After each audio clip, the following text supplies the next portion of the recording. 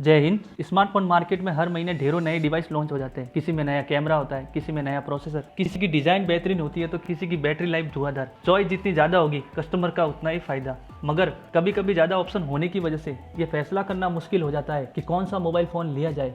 इसी फैसले को आसान बनाने के लिए हम एक गाइड बना रहे हैं। इसकी मदद से आप अपनी ज़रूरत के मुताबिक बढ़िया वाला स्मार्टफोन खरीद सकते हैं। स्मार्टफोन का ऑपरेटिंग सिस्टम, सबसे पहले तो आपको ये चुनना है स्मार्टफोन में आपको एंड्रॉइड ऑपरेटिंग सिस्टम चाहिए या iOS। एंड्रॉइड आपको अपने फ़ोन में ज़्यादा कंट्रोल देता है, मगर सिक्योरिटी के मामले में iOS ज़्यादा अच्छा है। अगर नज़र iOS वाले आईफोन पर टिकी है तो इस गाइड में आपके देखने लायक ज़्यादा कुछ नहीं है। बस अपने बजट के हिसाब से iPhone SE, iPhone 11, iPhone 11 Pro, iPhone 12 और iPhone 12 Pro में से कोई चुन लीजिए।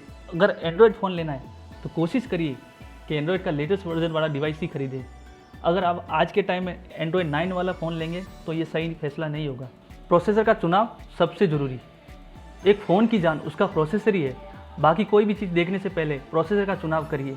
आपकी फ़ोन की speed, camera performance, battery backup के साथ दूसरी कई भी चीज़ें जो प्रोसेसर तय करता है। चिप का साइज़ जितना छोटा होता है उसकी परफॉर्मेंस उतनी ही अच्छी होती है। ये नैनोमीटर में मापी जाती है। साल 2021 को देखते हुए 12 नैनोमीटर से बड़े साइज़ का चिप ना ले तो ठीक है। मिड रेंज फ़ोन में 8 नैनोमीटर साइज़ का सही है। फ्लैगशिप फ़ोन में नई जनरेशन वाली क्वालकॉम स्नैपड्रैगन 888 और Apple A14 chip 5 nanometre size की है।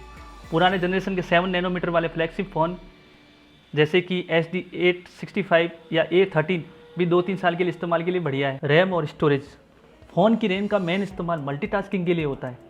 जितनी ज़्यादा रैम होगी बैकग्राउंड में उतने ज़्यादा ऐप्स चल सकते हैं।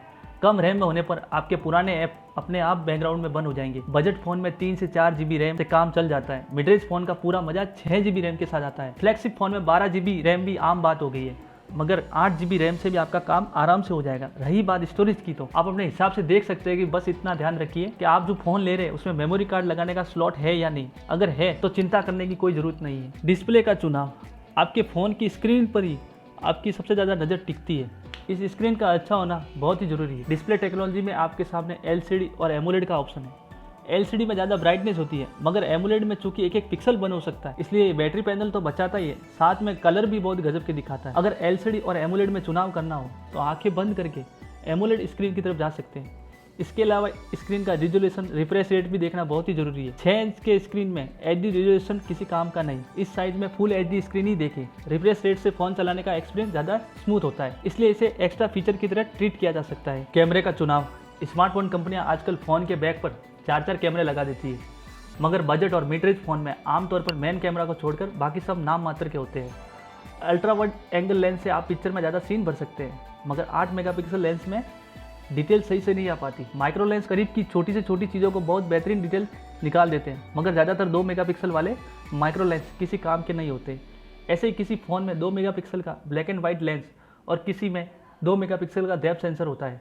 मेन कैमरे में 48 मेगापिक्सल, 64 मेगापिक्सल के लेंस आम हो गए, मगर कैमरे की ताकत सिर्फ उसका मेगापिक्सल नहीं होता। कैमरे का sensor size, aperture, shutter speed और फ़ोन का प्रोसेसर तय करते हैं कि फ़ोन की फ़ोटो कैसी आएगी। अगर सब कुछ मेगापिक्सल से तय होता तो 15 से 20 हज़ार रुपये में मिलने वाले 64 मेगापिक्सल के फ़ोन iPhone 12 को भी हरा देते। अगर आप किन्हीं 2 कैमरे को कंपेयर करना चाहते हैं तो जिस फ़ोन में बड़े साइज़ का सेंसर है उसे चुन लीजिए। बैटरी और चार्जिंग स्पीड, बैटरी की कैपेसिटी जितनी ज़्यादा उतना अच्छा। कोशिश करिए कि 4000 mAh से कम बैटरी वाला फ़ोन ना लें। साथ में ये ध्यान रखें कि आपके फ़ोन की स्क्रीन जितनी बड़ी होगी बैटरी उतनी तेज़ी से खर्च होगी।